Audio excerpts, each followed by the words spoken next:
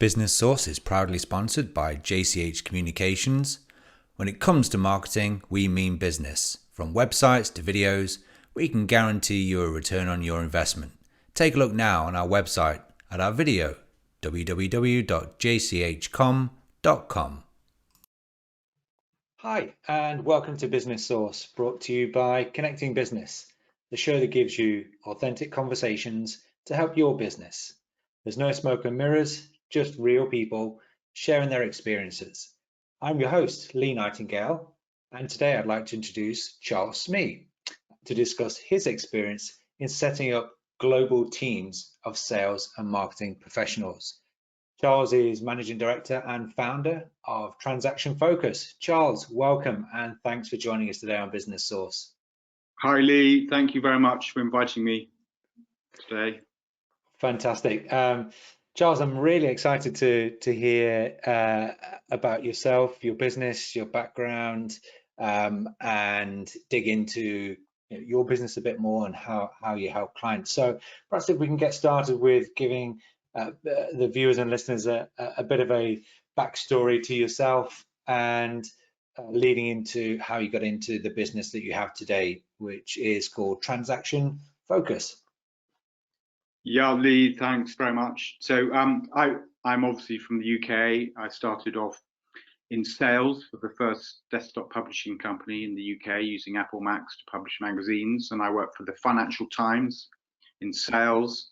And then I always wanted to go into the advertising world, so I managed to get a job in sort of sales promotion, direct marketing agency, and worked for them. They're part of Bates, a sister agency to Saatchi & Saatchi, and I worked for them in London, Paris. I also worked for them in South Korea and for Grey Advertising, which is also the WPP group in Malaysia, and worked for Saatchi & Saatchi in other markets, and also ran a sales distribution company in, all before in Vietnam. Actually, we set up the first joint venture in Vietnam. So my business is quite global, and my experience is very global. Our business is global. So I set up Transaction Focus in 2004, and very simply, what we help companies of all sizes. We've worked for several multinationals: ABC, IBM, Intel, Kimberly-Clark, Alcatel. We help them in different markets. We help them penetrate new verticals and sometimes new markets as well. But we also help scale-ups go global more rapidly, and also well financed, normally VC-backed startups as well. We help them again go global, scale up globally very rapidly, or break into new verticals. Wonderful. So when you say you help them scale, which side of the business is it that you help with? I mean, I broadly alluded it to their sort of sales and marketing teams. So if I take Connecting Business as an example, my business, and I want to break into the Middle East, for example, I wouldn't have the first clue about business operations there, or about local laws, about hiring people. Oh my goodness, it would be a minefield. If I think back to all the things that I had to learn and know about when starting the business here in the UK, and how challenging that was. I shudder to think the pain and the time and the effort that would have to be put in to do all of that again in a new country. So perhaps if you could just share how you help those clients scale. Sure. So we've just been helping a very large multinational go into West Africa, for example. We've already, in fact, they didn't really believe that they could generate business in Africa. So we worked for them. We've been working with them. We're now working with them in 10 different markets. We'll be working with them in 12 different markets by the end of Q1 next year. But we proved them that we could generate business in Morocco. So we have a small team there, and from there we went to Senegal. And what we do is we have partners who in the local market. So they're quite often self-employed. They're probably a bit like you and I. We run our own businesses. We're entrepreneurial, but they're very much sales. They're seasoned sales and marketing professionals. Right. And so they run. They know the ground. They know the legislation. They have their own entity.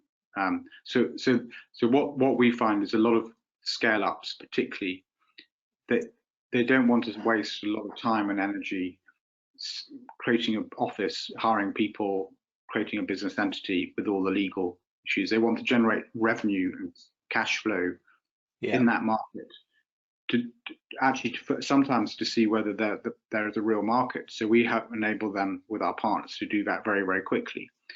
Sometimes we have to be quite creative. Even with a multinational, we had a Russian, we have people in Russia, so we had a Russian contract, and we had to double check the contract. So we hire a Russian lawyer to double check the contract. So we have to be, but that's the way we think. We work for, having worked in agencies, you have to, when you're working for Coca-Cola or Procter & Gamble or other agencies, you have to move very quickly. You have to come up with solutions very quickly. So that's the way our people, our salespeople, some of them ex-agency people, a lot of them work with multinationals. They're very hungry. They're very seasoned. They're very experienced, and they have teams of people in their office, younger people as well. So it's a mixture of people in. And just to expand on that. Yeah. Excuse me. We're talking about rather than you having to sort of helicopter one person in, from your existing company, because he might come from that country. Let's say, even if you come from that country, you've got no idea how to set up a business, no idea how to hire people, set up a business entity, set up an office, train people, manage people, both in sales and operations. So what I'm hearing is that you've got a trusted network of partners that allows your client to open up an operation in a particular market where they can basically just get going, because these are people in country with all the gadgets, gizmos, tech they need to get going. They just need the training on whatever the sale is, i.e. the product or service, which I'm assuming they get from the client, or does that come from you? Yeah, so we just had a guy he started Monday last week in Ghana, and actually I can say it was for Intel, our client Intel. So it probably took us a bit longer than usual because I had to fly there, interview 24 candidates. They wouldn't let me on the flight because I didn't have the right COVID test the first time, so it took a bit of time. But normally we say we can get people in place in 45 days.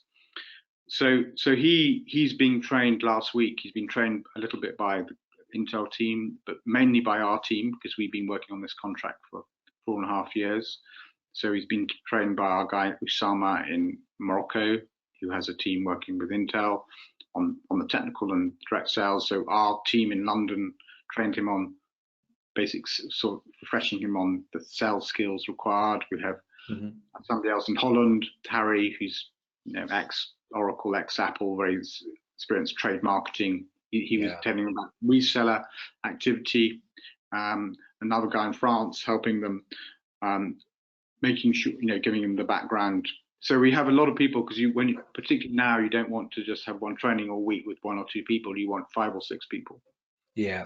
And so we work together as a team on every client, and we try and put together the dream team. So our view is that, well, okay, if you hire a salesperson, a lot of the natural reaction is say, no, I just need a business developer person. Sometimes that person might be brilliant, but they might be 1 or 2 dimensional. We get people with our whole team. We all see things, and we're 6 dimensional. We brainstorm to come in. We unblock obstacles. We find different ways, and we bring in specialist skill sets as well. We might need to, with project doing now, we're not getting enough cut through, so we're going to be sending direct mail pieces. So we use some of our old agency skills. So we bring in a direct mail specialist design a direct mail very quickly, and sometimes we've even hired political PR people for clients. Right. So we don't just have a one-dimensional telephone inside sales or outside sales approach. We use the whole marketing mix to be successful, and that's where we're quite different, I think, to most. Well, we're really just boutique sales agency. There's nothing. Right. But you know, what I'm really loving is the whole collaborative economy, the whole partner network, the being able to scale up, down, sideways, pivoting, bring in specialists where needed, such that you're not sort of keeping them on the bench, sat there cold, if you like, and being expensive resources. Would that be right? Sort of you absolutely no. Absolutely, you know, we look at every quarter. So we might be breaking into a channel. We say, right, we're saying we're breaking into the industrial sector vertical this quarter, but then we might flip or pivot into the healthcare. So you need healthcare experts. So it can be quite difficult, and it's you might say, well, that's crazy, but it's actually kind of what multinationals, what companies need now, because you need to get into one vertical, get your sales, you then hand it over to their own team. You might have somebody, the industrial sector expert, doing, you know, being there occasionally just to help them out and go to key meetings. But you might be almost full time and then reduce to 1 or 2 days a month, you know, and then we switch into the healthcare and we get a new team, and that's very normal for what we do. And it's very disruptive. It's quite hard work, actually, but that's what we do for our clients. Yeah. Wow. Yeah. It certainly sounds like a service that I'd pay good money for, because the cost of getting it wrong going into a new market, if you do it all yourself, can be massive. Well, we're kind of mad. We're kind of crazy in a way, because we don't tie people to contracts. So sometimes we tie them to 6-month contract, but the whole idea is that rather than spending an awful lot of money hiring somebody in a new market, even the recruitment fees are quite expensive. So we have a test budget, and then if it's not working, we sometimes even say, no, guys, it's not working. We use this budget for doing another approach. And so it's really, you know, if you put test selling into Google, that's what we do. So this is really test selling, test marketing. I mean, I'm loving it, because, you know, you are being respectful to clients' budgets, especially now. And you know, I've chatted with people on this podcast series about sort of, is now during a pandemic the right time to do marketing? The answer is yes. Definitely is. Of course it is. It should be doubling. You can't just stop. Yeah, exactly. It's even more important to communicate. Particularly next year. There's going to be a big bounce back. You know, I'm quite an optimistic person, Lee. So I believe that, you know, there's going to be a huge bounce back next year. And now we got this, you know, 10 days ago, we got this new vaccine, and even the second one yesterday from Oxford. So we know by springtime we're going to be up and going. I think even we're going to be going up from February. We're going to be moving quite fast, and a lot of people are still kind of in fear mode, worry mode, conservative mode. But we have to get up and going, and that's yeah. My only wish, Charles, is that the smaller of the small businesses can somehow manage to keep going, have that drive and determination, but ultimately the money to keep their businesses going, knowing that there is that light at the end of the tunnel, and get to that point and be able to recover. It's very hard for some businesses, and I mean, if you're not sitting on a big cash lump store or wealthy investors, which small businesses just aren't in that position. You know, the multinationals, you know, with market caps of hundreds of millions and billions, you know, they're sitting on cash reserves, or they've got something where people have to keep paying, but with the smaller businesses, it's a very different picture, and I sincerely hope that they're able to make it through to the point where they can recover and be benefiting from that bounce back period, because I think as a nation and as a human race, I think we are going to bounce back pretty quickly. I think we feel a lot more now for other people in situations that we're not as that we're not in. People in difficult situations, we have a lot more exposure to them. We're feeling their pain, and everywhere you see people about buying local, supporting local businesses, it's always been something that people have said historically, but now I think you really see it within the tone of what people are saying and the activities people are putting their actions out there of really trying to support local businesses and doing whatever they can to keep them going. The community is the right way, I think. Yeah. And I think that's great. But I think you have to learn from a crisis like this. And we very nearly went out of business in 2008. We were and still a small business, was doing £400,000 turnover, and we went down to 80,000. And we nearly went out completely. And then so we learned, again, we had to pivot, we had to be more tighter. And I think if you've got to keep your overhead costs, people now know that they can work. Obviously people want to meet up as much as possible and socialize as much as possible, create a culture, but they know that you can have office, but you don't need vast offices. You can be more creative with like a WeWork type environment or wherever. So and then you're using freelance resources who can be part of your organization, just maybe even one or 2 days a week. They can still be working, so 5 days a week, one or 2 days a week. So that whole contractor thing that the government messed up with, the whole IR35 and everything, I'm hoping is going to be swept under the carpet, never to raise its ugly head again, because I think businesses are going to need to do that whilst they recover.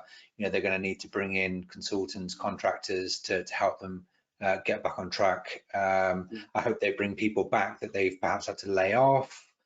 Clearly those that are furloughed have to come back as well, but I think the consultant contractor market is going to boom once we start bouncing back. But I think also you've got to sometimes thinking, well, you have to invest and maybe go into other markets. You've got to think about going into not just the UK, be dependent on the UK. You've got to be you've got to spread your risk. You look at some of the traditional big trading companies from Holland or even from Japan or South Korea or the Middle East. We're working in several different sectors, and so with this pandemic, everybody's impacted. Let's face it, every single business is impacted. We've lost 3 clients, really good clients, and one of them may come back, but the other 2 won't. So it's kind of it's very upsetting for everybody and very difficult. But if you have lots of different sectors you're working in, and you're more diversified as a company, it's much easier, I think, for another. There's going to be another. There's going to be there's 2008, now there's 2020, another 12 years. There's going to be another one. So there's going to be something else they're going to catch us with, So we got to be ready for that, and you got to be, you got to be agile. You got to be. I think it's about. We call ourselves one of our mantras being lean, mean, keen, and green. You got to be fleet on your foot. You got to be ready to go in different directions, as you say, pivot, or you need that flexibility. Yeah, absolutely. I think I've spoken throughout my business career of running connecting business with small family firms, for want of a better phrase, 1-man, 2-man bands, who had a reasonable business, and clearly it was affording them the lifestyle that they were happy with, and that's fine. And I'm not sitting here trying to tell people how to run run their businesses or their lives. But what was very apparent was no, this is the way I've always done it. This is what I've done. This is how I do it. It works, and I'm going to carry on doing it that way. And I just fear for those people. They just were closing themselves off to new ways of thinking, better ways of thinking, diversifying the way they do what they do to mitigate risk. So I hope sincerely that people, because essentially this situation has forced that upon people. It's a bit like me when I took a redundancy. Decisions were forced upon me. I no longer had a salary coming in, and therefore you can sink or swim. And you have to make decisions about how you're going to go forward. For me, it gave me even better clarity, because you don't have that noise going on your head about and that person sat on your shoulder, yeah, well, just take this nice cushy salary, just stay here and all that. That was all gone. You didn't have the, oh, I've got to get up and go to work, I'll think about this tomorrow. It was, I had nothing else to think about. And I think a lot of people were put into that situation where business just stopped, and they were forced into making a decision of, well, do I just sit and do nothing and hope, or do I do something about it and try and change the way I do what I do? And I've seen many instances of it, huge amounts of it within local businesses for sure. And I'm so touched by it. And unfortunately, we all have to change. So yeah. So we have to adapt. We have to sort of get up and grow. If we've been hit to the floor, we have to somehow get up and grow again. And even a bit like Joshua or Tyson Fury, you just, that's what they always say. You just got to get up, and it's very hard for some people. Can't manage it. A lot of people are suffering from huge mental health issues. It's very difficult for some people. So even for the young people, I think they've got to be more entrepreneurial. We're teaching young people to be more entrepreneurial. Some people, my son who you just met briefly, he's just had his A-levels cancelled, but he's learning online marketing, teaching me stuff as well as IT. So I think it's important that young people. My grandfather was overseas director of Schweppes. He had one job in his life. My dad had two. I had, I think, 8 before I set up Transaction Focus. Our kids will have 30, 40 jobs probably. So if our kids are having 34 jobs, you might as well be an entrepreneur. You might as well be a contractor, and you might as well take control of your own brand and your own persona and your own destiny. So that's where, and that, to be an entrepreneur, you have to be able to go in all directions. You have to be, and they're going to be ventures which are going to fail. But you actually learn from that venture. You learn from the failure. It's a bit like in sports, in top level sports, elite sports. They always say, if you don't fail, you're not learning. So it's the same thing. What we do. So there needs to be that a lot in corporate approaches, as you say, you're sitting there with a salary, and you're protecting against failure, or you're protecting against things which might go wrong, because you're protecting your salary quite often. We've all done it in corporate environments, and that's not going to last. Some big companies, yes, it'll still be there, but it's going to be less apparent. And I just wonder if the education system, well, I don't wonder, I know this is something I feel passionate about and keen to get your view on. I'm really passionate about the education system. Absolutely needs to incorporate more content and more support for students when it comes to being ready to make the transition into the business world, because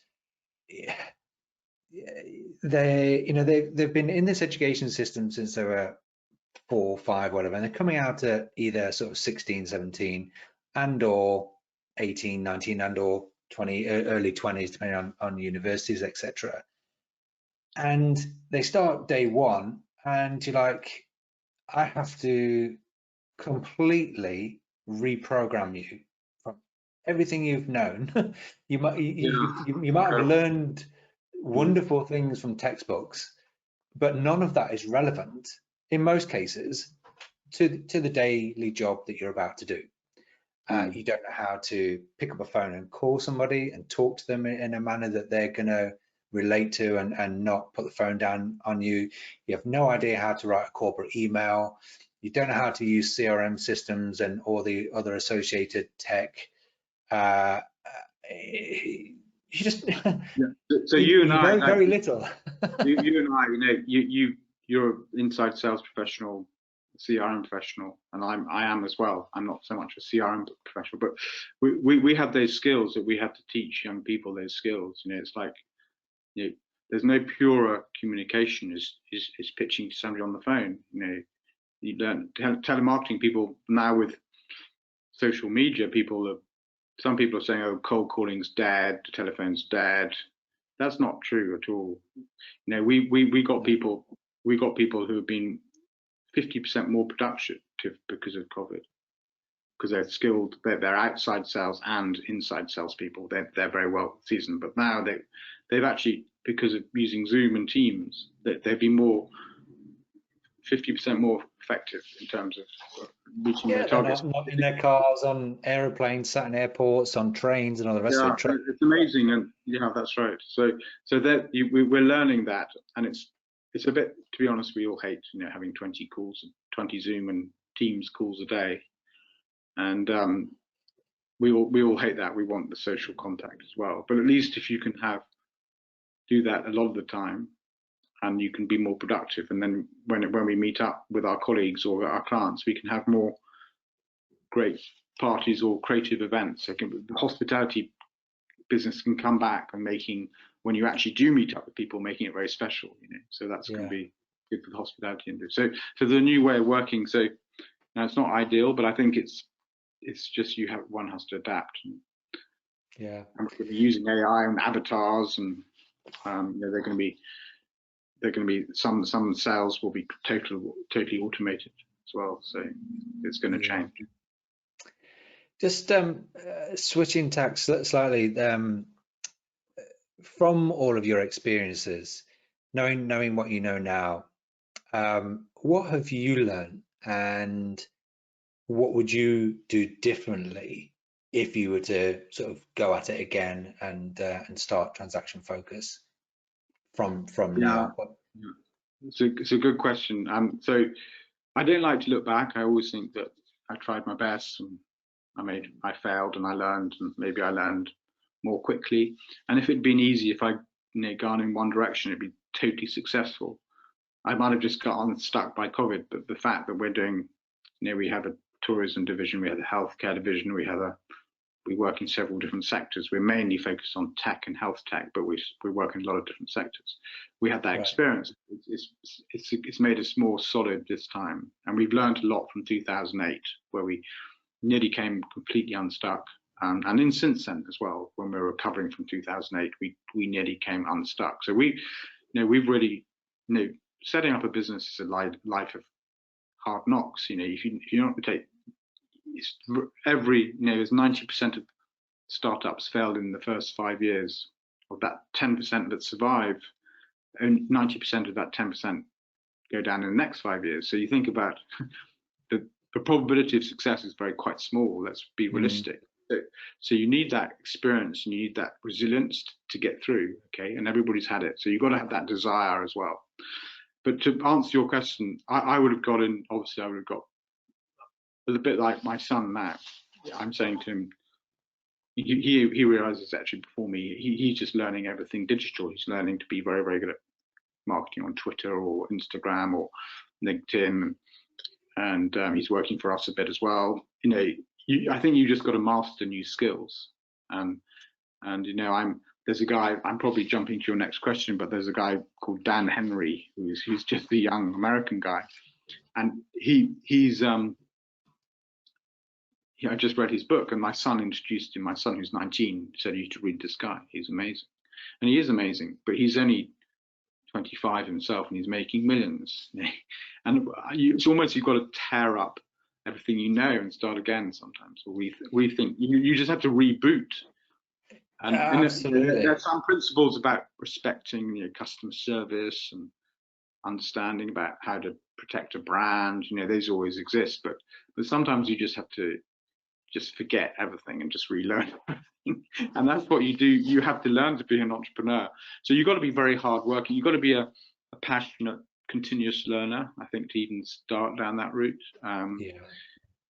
There are lots of jobs you can do where you just freelance contracting and have this more perhaps sane life, because quite frankly, us entrepreneurs, we're a bit eccentric, we're a bit crazy.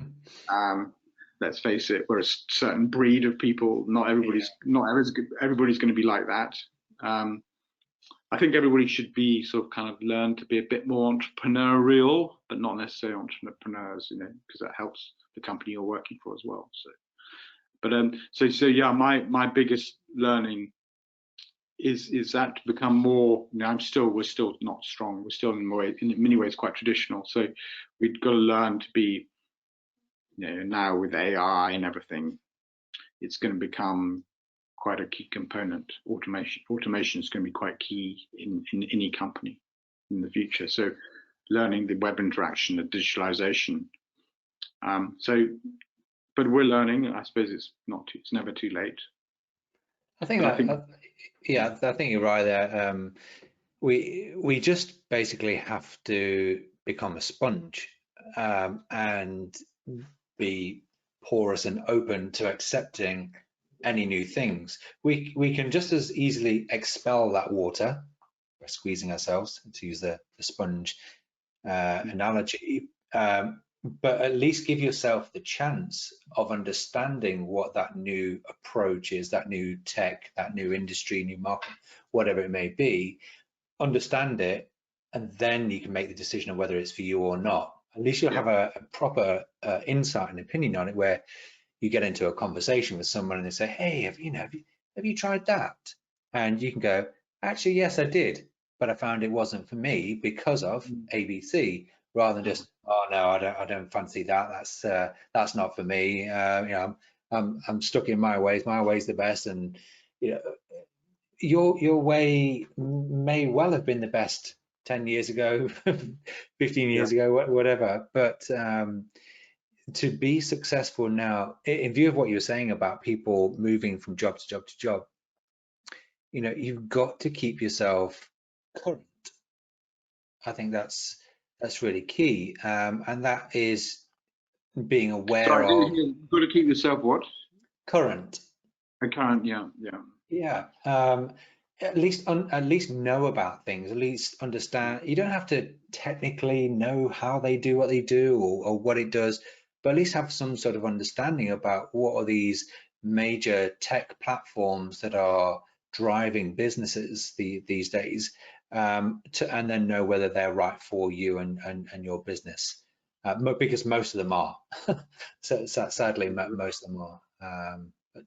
Well, to get back, you teach us quite a lot, I think, Lee, your skill set. So I think we need to have lots of other conversations after the school. Yeah, I guess I mean I'm 44 now, and computers at the time when I was a kid were Commodore 16, and then you get into the 64 and the 128K. So I've kind of come through that, and we had the old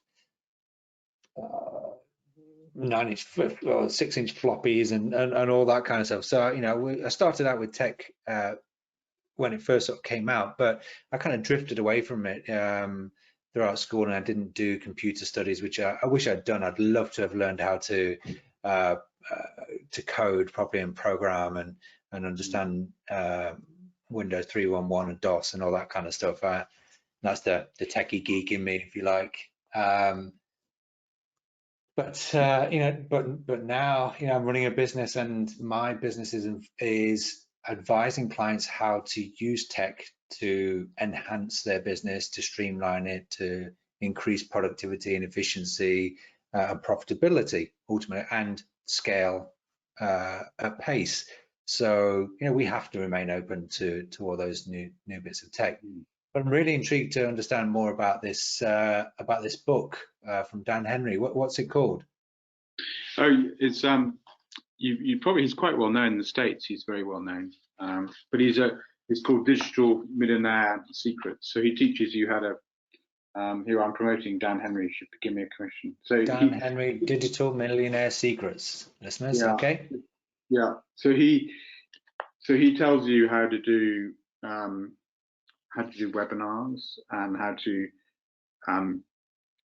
just sell online, basically, just in a very simple way, in a very and it's quite something that's quite obvious. But if you had a traditional, having worked for big advertising agencies, you don't know that. And he's just learned from the basic. He's selling training courses basically, and he's teaching other people to do the same. And I just thought it's very refreshing, very short, very good. So it's funny how many people I've spoken to on this podcast series who have sort of worked for small companies, worked their way up through that, working their way up, and they ended up in big corporate. And then they're like lemmings, they fall off the top because they don't like working for the big corporates because it's just a horrid workspace. And then they fall back down, and then they take all of that knowledge that they've learned on that journey up and put it into either starting their own business or they go and work for a startup business and use all that information and then sort of jump back on the ladder and up we go as lemmings again. It's quite hard. It's quite hard. I think if you start off working in a corporate, you understand how the corporate world. It's very important because we're quite often selling into corporates. So you've got to understand what they're thinking. We're working with corporates, and you've got to work with their teams. So you've got to kind of know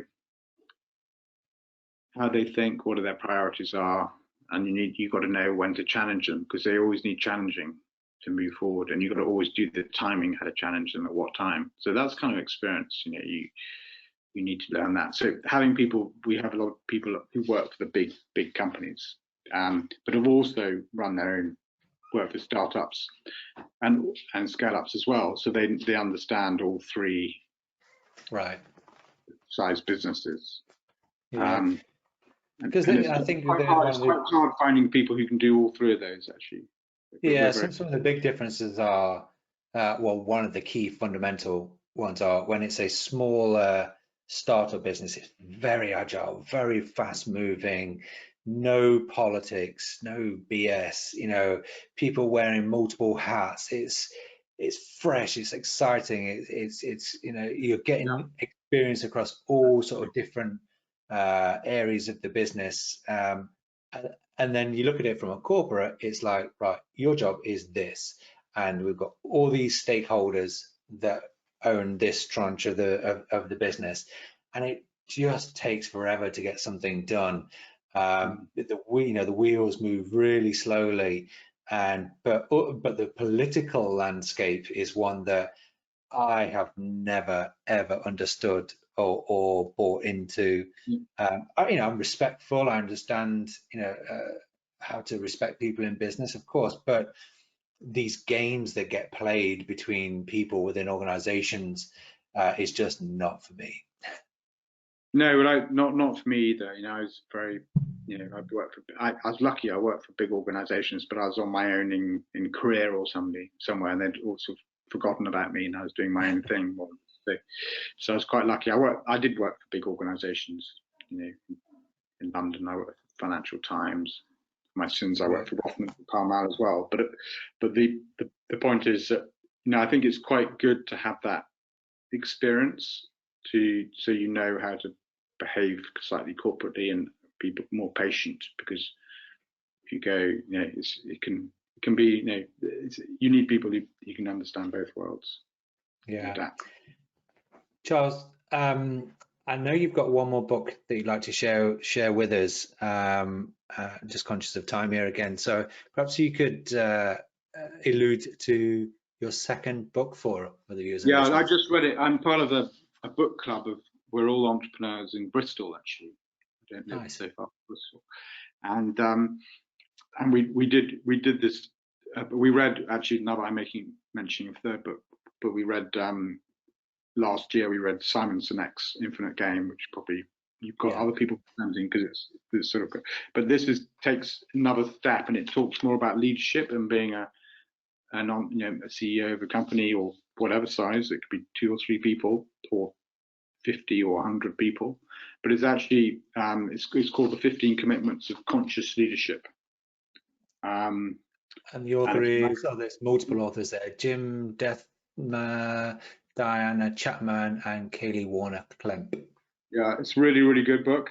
And a lot of people think it's very, very American, but I actually don't think it's that American. We discussed it in the book club actually last week, and perhaps I would liked it more than other people. But I just thought it's kind of it's moving away from, as we've been talking about, corporate leadership, where you're told what to do, and there's only one person who's going to make it at the top of the president or CEO. One person's going to make it to the top of the triangle, so everybody's fighting out to knock everybody out to make it to the top. It's like the climbing the ladder. Yeah. Whereas it should be in a startup, if you're creating a new culture, it should be very different, and you're empowering, you're supporting people, you're there for them, you're listening for them, you're not judging them, they're more as equals. We in Transaction Focus, nobody has a title. I refuse to have anybody with a title. So we took on a 22-year-old the other day, and I said, "You're as important as me."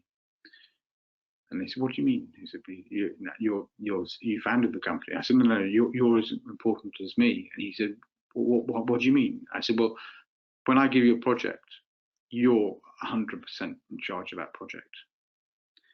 And I'm just there to help you succeed.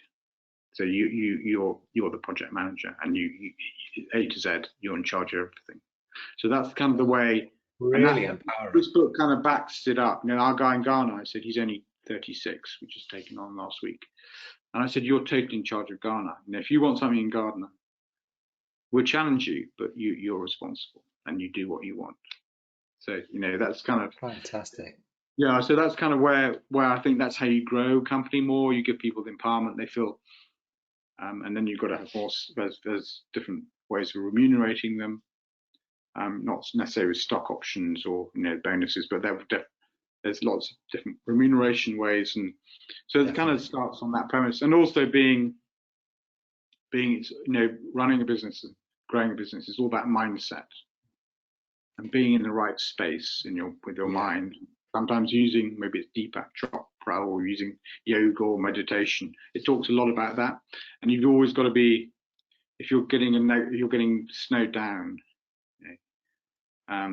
or you can't do your tax return online, digital, or because there's COVID, or you can't open a new bank account, or there's a payment blocked. I had a payment blocked from Russia yesterday for no apparent reason, and so you kind of make a decision quick, and you shift to positive mode. So you always got to shift to positive mode, and that's what that book, the best thing about that book, it teaches you to keep calm, keep kind of a bit zen, and then shift into positive mode. So fantastic. Yeah, it's really important, because if you're kind of nervous and upset, it can bring everybody else in your team down. Even if you're talking on Zoom calls, or telephone calls, people pick up by the tone of your voice, your mood. That. So that's the most important thing I got out of that book. Fantastic. I, for one, will be adding those to my to my reading list. Having done many of these podcasts, I'm rapidly building up a wish list of books to read, and I'm doing my best to plow through them. But Charles, thank you so much. I've really enjoyed chatting with you, and some wonderful insights there into how businesses can scale rapidly through the use of using agencies and companies like yourself. I really love that bit at the end there. Of course, the middle bit was all wonderful, but the end bits there about empowering employees and not giving titles. That is wonderful, because if you start demanding titles, you're right, probably not the person for me. But thank you so much. Really No, enjoyed it. thank you very Thanks for much. coming on the show. Yeah. Best when of luck with your business. And when we can grab a beer, we should grab a beer. Absolutely. Charles, thanks so much. Talk about helping us with our technology. Absolutely. All right. Thank you Thanks very much for joining us on another episode of Business Source.